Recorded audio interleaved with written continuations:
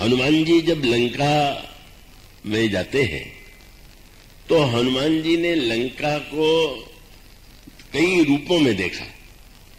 हनुमान जी ने लंका को दिन में भी देखा, रात्रि में भी देखा, बाहर से भी देखा, भीतर से भी देखा। और उस प्रसंग में गोस्वामी जी ने जो सूत्र दिया वो बड़े महत्व का ये है।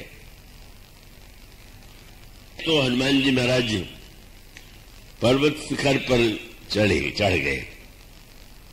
जो लंका जहां है उसके किनारे जो पर्वत है उस पर खड़े होकर के उन्होंने लंका को देखा। और तब वो लंका का वह रूप जिसमें दिखाई देता है कि लंका कितनी समृद्ध है, लंका में कितना सौंदर्य है, लंका की कितनी उन्नति है।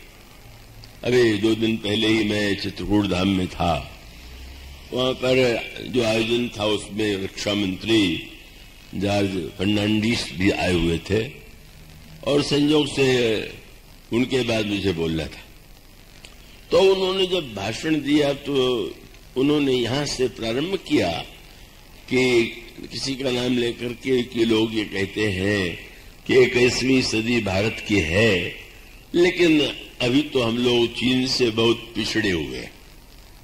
और उन्होंने आंकड़े दे करके कितना वहां लोहा, कितने लोहे का उत्पादन हुआ, कितना अन्न का हुआ, अन्य वस्तुओं का है। और ये कहा कि जब तक हम उससे पिछड़े हुए हैं हर उत्पादन के क्षेत्र में तो हम तो नहीं दावा कर सकते। उस समय मैंने एक बात कही थी और वो बात यही थी कि विकास की परिभाषा क्या है, विकास किसे कहेंगे और विकास किसे कहेंगे। माने लंका को जो हनुमान जी ने देखा वो क्या विकास नहीं है? रावण और राक्षसों का शरीर स्वस्थ है, लंका में कोई रोगग्रस्त राक्षस है ही नहीं। और जहां पर रावण जैसा विद्वान है जो शास्त्रों का पंडित है, तो वो लंका का जो चित्र है का अगर वो उसको हम विकास माने तो विकास तो ही है। तो इसका अर्थ है कि विकास की बात जब आप सोचें तो पहले ये निर्णय कर लीजिए कि विकास की परिभाषा आपके मन में क्या है, किस चीज का विकास आप चाहते हैं।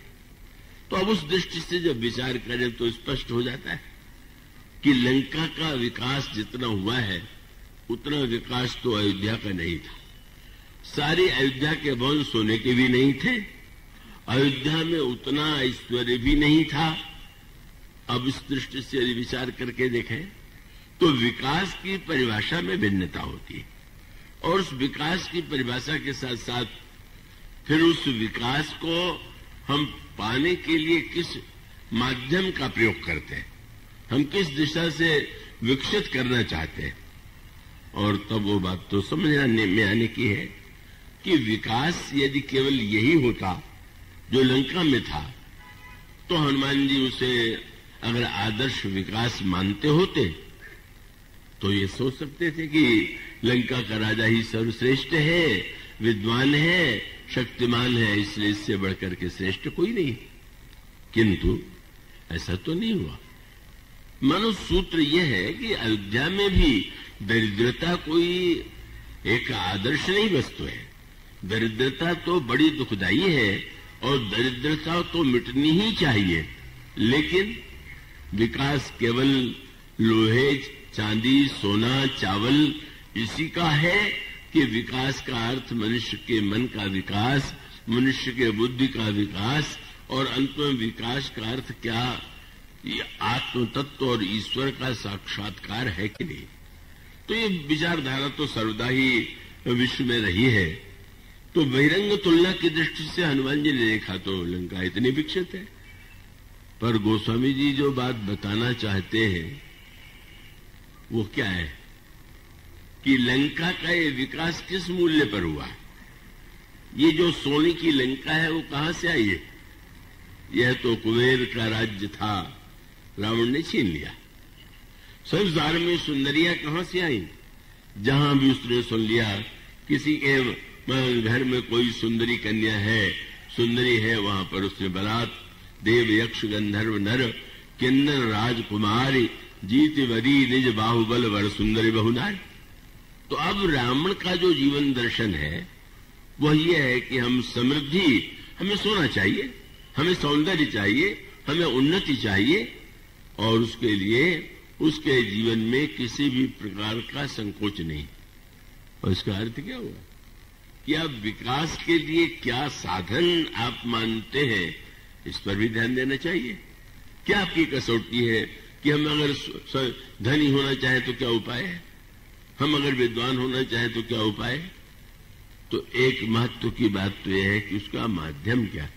अब आप सोच लीजिए, लंका में विमान था, हवाई जहाज, अयोध्या में तो नहीं था। अयोध्या में उतना विकास नहीं हुआ था जैसा लंका में हुआ था। और आप यह भी पढ़ते हैं कि भगवान राम जब लंका विजय के बाद लौट करके आए तो कैसे आए, विमान पर बैठ के आए। तो क्यों आए? विभीषण जी ने भगवान राम से कहा, महाराज आपने युद्ध किया, थक गए होंगे, आप चल के महल में विश्राम कीजिए।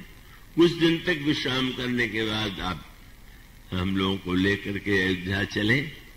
भगवान राम की आंखों में आंसू आ गया। उनका विभीषण, मुझे तो हर क्षण भरत की याद आ रही है, और बीते अवधि जाओ जो जेतन पाओ वीर, दशा भरत कह सुमिर प्रभु पुण्य पुण्य पुनक शरीर। मैं तो बस चाहता हूं कि भरत से कैसे मिलन हो। और तब उन्होंने ही कहा कि महाराज लंका में पुष्पक विमान है, आप शीघ्र से शीघ्र अयोध्या पहुंच सकते हैं। आए तो पैदल थे और विमान पर बैठकर प्रभु गए, उसका उपयोग किया। लेकिन अगला दृश्य क्या था? भगवान राम विमान से पहुंचे अयोध्या में, और पहला कार्य उन्होंने क्या कहा? उतरी कहो प्रभु पुष्प कही तुम कुबेर भेजाओ, चले जाओ, यहां से चले जाओ कुबेर के पास। वो सोच सकते थे कि मैंने विभीषण को लंका का राज्य दिया है तो विमान तो कम से कम भेंट में रखे ही ले। कह दे भाई अब चलो और कुछ नहीं लेंगे, हम विमान तो ले लेंगे। यह है श्री राम। नहीं, इतने विकसित लंका का विमान श्री राम को नहीं चाहिए। और विमान का उपयोग भी यदि किया गया तो युद्ध के लिए नहीं। आज के तो समस्या ये है कि विमान का उपयोग तो विशेष रूप से युद्ध के लिए करना पड़ता है। विमान से भगवान राम श्री भरत से मिलने के लिए जाते हैं। तो मानो श्री राम का जो जीवन दर्शन है, अयोध्या का जो जीवन दर्शन है, उसका तात्पर्य है कि विकास की परिभाषा शरीर भी है, बाहर भी है, पर बाहर से के साथ साथ मनुष्य के मन का, मनुष्य के विवेक का, अगर उसके अंतःकरण में अध्यात्म तत्व का विकास नहीं हुआ तो विकास अधूरा है, अकल्याणकारी।